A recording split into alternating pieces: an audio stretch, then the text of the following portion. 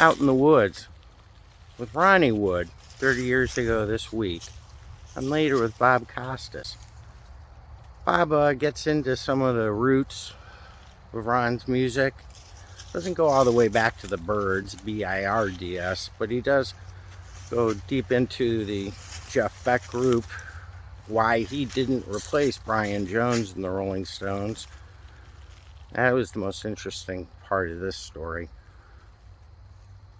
You gotta watch just to see that if you don't know. I never knew this tidbit. Let's just say Ronnie Lane was involved. And then moving on to the Faces, and Costas gets Ronnie to compare his two frontmen, Rod Stewart and Mick Jagger. It's all in all a pretty darn good interview. Ronnie's not quite as loose as I've seen him in other ones, but Bob has the questions down pat, as usual. So this is from November 5th, 1992, later with Bob Costas. Ron Wood out promoting Slide on This. And he talks about Checkerboard Lounge with Muddy Waters and a whole bunch of cool stuff. You'll dig it. Thanks for staying up later. Ron Wood of the Rolling Stones is with us. His new effort is Slide on This, co-produced, co-written along with Bernard Fowler. That doesn't mean there won't be future efforts with the Stones. But let's talk about Slide on This for a minute. I'm going to read something from a review in Cream magazine. They say the bluesy rock of Slide on This is sonic bourbon, smooth with a kick. And maybe those words aren't typical, but that general level of praise is typical. This has really gotten some good reviews. Yeah, that's, I've been knocked out with the way it's been received. Should people feel like, hey, finally, one of the few real rock and roll albums we can get our arms around? Are you of a mind that rock and roll is in decline? There seems to be a little bit of a lack of it these days, but on my album there's like 13 different types of song. I like to think there's a broad range there. Yeah, there's some ballads on there, and there's some stuff that sounds almost country influenced, but there's a lot of hard-driving rock and roll, too. Yeah. Well, there's some things you can't change, you know. Does it still feel good to get out there and perform? Yeah, it really does, yeah. It's taken its toll on my throat, because I don't sing that often, but Bernard is my kind of tutor, and it keeps me ticking over. Just a few days before we recorded this, somebody gave you a hug after a concert, and a bear wham. hug, yeah. And their laminate, the metal bit, went between my ribs, and it tore a ligament and re-cracked this rib that I always seem to crack before a tour, so it's a good luck crack. Now, if this were sports, you go on the disabled list, but what do you do in your case? I'll get in front of those people and I forget any aches and pains. Do people see you no matter what the solo success is? And like I say, this has been really well received. They see you first and foremost as a Rolling Stone, even with the Jeff Beck group, even with Faces, right? That's right. Well, the Stones are a bit of a force to contend with, and yeah, I can't shake that one. I wouldn't want to, really. So you're not the least bit uncomfortable with that. I mean, that's the foremost badge of honor, right? Yeah. It's a good institution to belong to. Now, you could have joined the Stones for the first time after Brian Jones' death in 1969, and you did join when Mick Taylor left in the mid-'70s. But why not the first time? You would think anybody would say, hey, a chance to be in the Rolling Stones, where do I sign up? Well, Ronnie Lane never passed the message on when Ian Stewart rang up. Ronnie said that Woody's quite happy where he is. No thanks. But I think it was a blessing in disguise, really. I could have got involved in all kinds of things in those days, I think. Some self-destructive things. Oh, yeah. I mean, it was bad enough when I joined, but it was a lot worse in the early days. How bad? Well, I only can guess, but if you see some footage from those days, there was some pretty big hangovers going on. And maybe a darker atmosphere involved with it for all of the artistic excellence, maybe darker than you wanted to be involved with at that time? Yeah, I was still into my apprenticeship, really, I suppose. Wasn't quite ready for the Stones then. I was still enjoying myself with, well, I suppose the Jeff Beck group had just split up, and Rod and I were in the process of amalgamating with what was remaining of the Small Faces since Steve Marriott left and formed Humble Pie. So that was Rod and I's favourite band, apart from the Stones, and we loved the Small Faces, and we thought it's such a shame we can't let Ronnie Lane and Kenny Jones and Ian McLagan, you know, become spare hands. You know, we had to keep them together. I guess you have kind of a unique perspective, or close to unique perspective, as you stand on stage and perform with the Stones, because most of their signature songs predate your being in the band. So you've got to have a different feeling when you crank up Satisfaction or Honky Tonk or Brown Sugar or whatever it may be. Yeah, it's slightly different for me, but what I do is I pay homage to whichever guitar player went down before me, and I try and keep as near to the feel as whatever Brian or Mick Taylor did. I had a hell of a lot of learning to do when we were rehearsing before the 75 tour. I remember we had a month in Montauk where I had to learn 150 songs or something, you know. We only played about 26 or something, but all the same, I had to be ready for whatever song they wanted to lay on me, you know. But it was good fun. I had it in my blood. I'd always been a Stones fan, but when I actually came to play with them, I realised, although I dug the songs, I'd never actually played the chords to any. I'd never actually played along with them before. You can look at it half as performer and half as fan. Yeah. What do you think is the answer to the Stones' mystique? I mean, the quality of the songs, especially the classic songs, is one obvious answer. But it's endured for so long. What's your explanation? I don't know. They're 5 very diverse personalities that, when they all get together, there seems to be some kind of electricity that comes together, and I feel it, and I know the audience does, and we all do. We all interact with each other, and we get very excited, and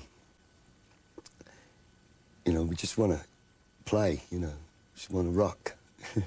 It seems to me, and this is the simplest possible explanation, but the Stones have had that hard-driving R&B influenced sound, taken it right to the edge, but not quite where it disappears into what the average person thinks of as heavy metal. So the songs themselves remain recognizable, and the quality of the songs. Musicianship is one thing, but if you don't have quality songs that become part of a signature, you know, a repertoire of 20 or 25 that everybody can recognize, you can't sustain this way. That's what I think is the key to it. Just, it seems simple. The songs are just so damn good.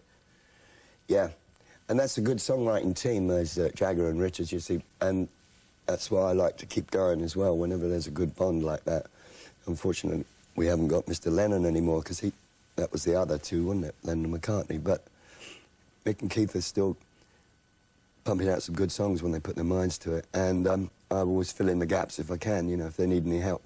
But the Stones never forgot their roots, like people like Muddy Waters, you know, McKinley Morganfield, and Howlin' Wolf, and people like that, you know, that still have a solid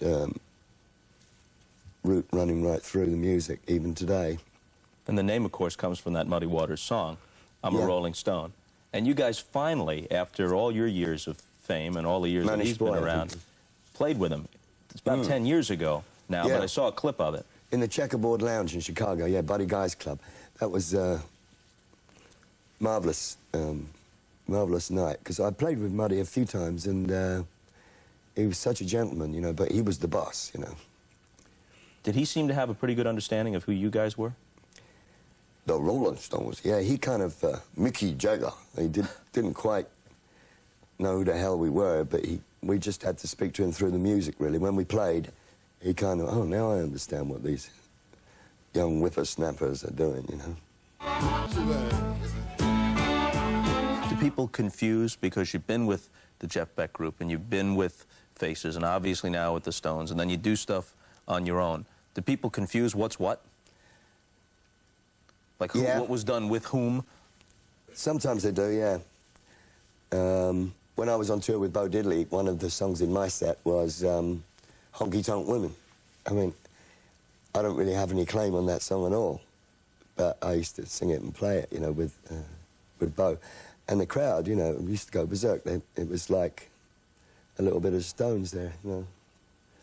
I think as long as you can represent a song, regardless of whether you wrote it or even if you were on the record, I mean, it's still good fun, and it seems to spread among the audience when they hear a familiar...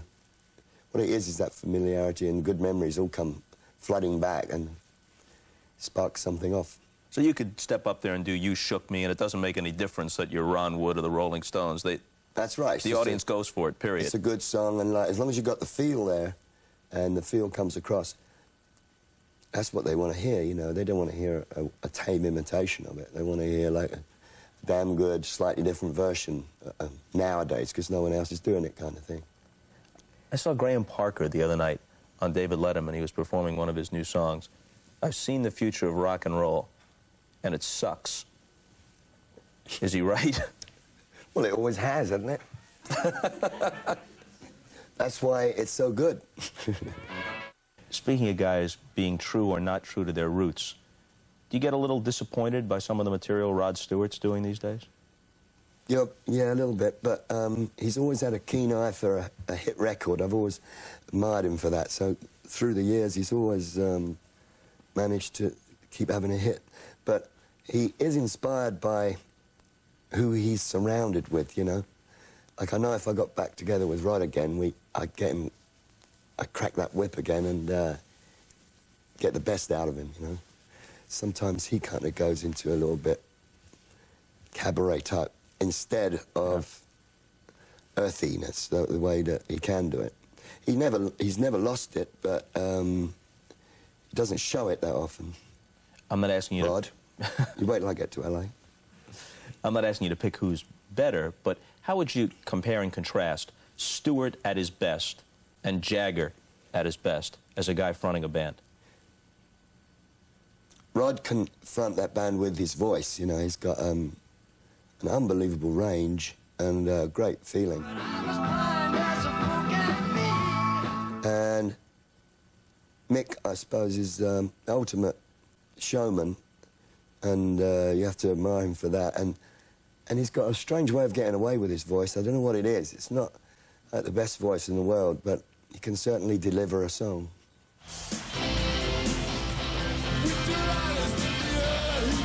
If somebody said, put some Faces songs in a time capsule, with the Rolling Stones, there's an obvious list, and people would argue over, even if you restricted it to 20, people would argue all night over what should be on there. Now, with the Faces, Stay With Me would be there. What else would be there? Well, in fact, we're doing a strange conglomeration of the songs with my band. We're doing Stay With Me, Silicone Grown, Losing You, Flying. We're doing Pretty Beat Up, Black Limousine from the Stones, and Little Red Rooster, Sonny Rock and Roll, combining them with various songs off of my new album. And it's really good fun, you know. They last over the years, and the crowd, they love them, you know, especially Stay With Me. It's a good closer. Stay with me, for tonight you're gonna stay with me. And we're back with Ron Wood, who is also an accomplished artist. In fact, this is Ronnie Wood in print, and you see him holding the brush here and with the guitar on the cover of Slide On This, and these are his drawings on the cover of each. And then within, in print, there are personal recollections of some of the greats of rock and roll, accompanied by Ron Wood's drawings. So let's talk about some of them at random here. How about Clapton? Is he still the man for a guy like you? For me, his playing has always been on the top of my list. Why? I don't know, he still has that raunch and that real sting in his solo approach when he wants to, yeah. Jimi Hendrix? Jimmy is yeah, it just, the mind boggles when I think of how he... I shared a flat with him for a few months in London, and he used to just play left-handed or right-handed. Exactly the same, you know, it was mind-boggling to see. In terms of dexterity, was he the best ever? Yeah. Not necessarily the sound that came up, but just what he could do technically and... Yeah, what he could do naturally, just poured out of him. Sometimes he didn't know what the hell it was himself, but it was... he certainly was the most ambidextrous.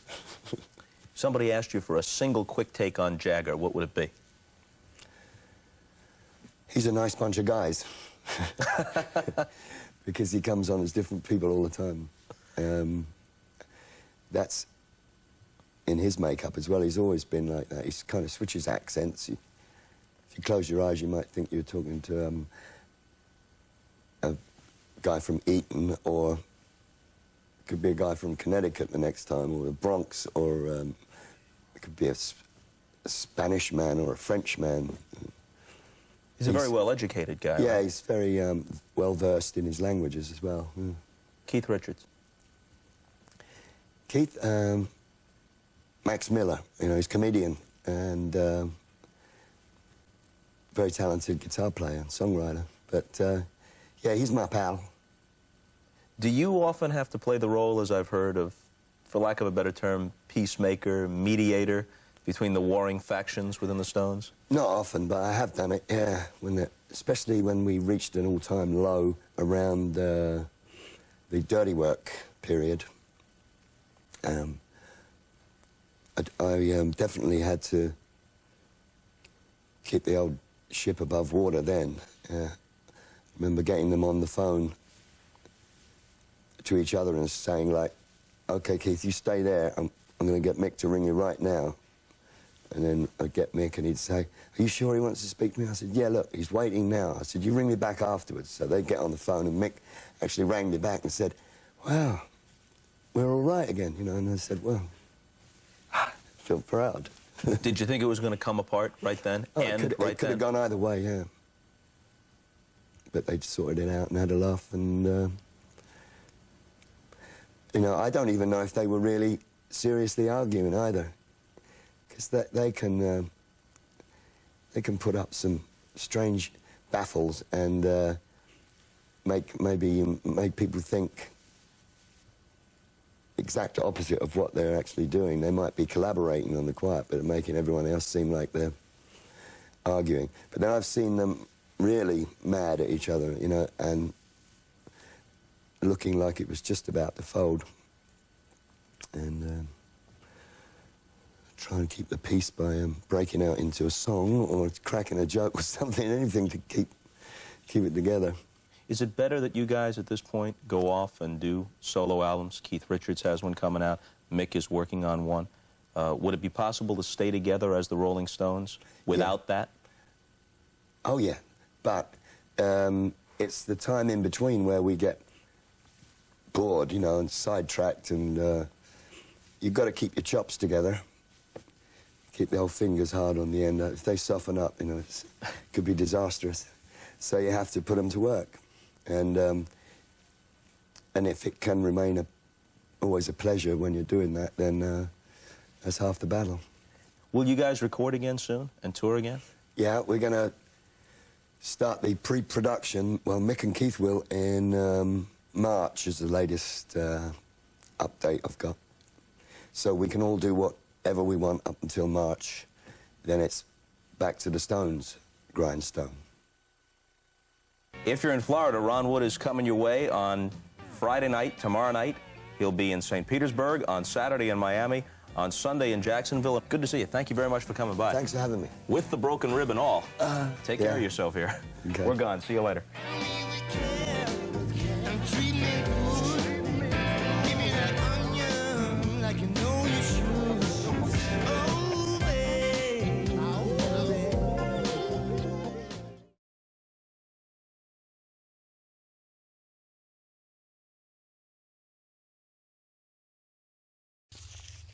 Thanks for watching Cleveland Live Music. If you like what you see, hit the subscribe button There's further patronage options in the video descriptions listed below. Keep the channel growing. Thank you very much. Get out into the woods before the snow comes. Ooh, am I dizzy. Ugh.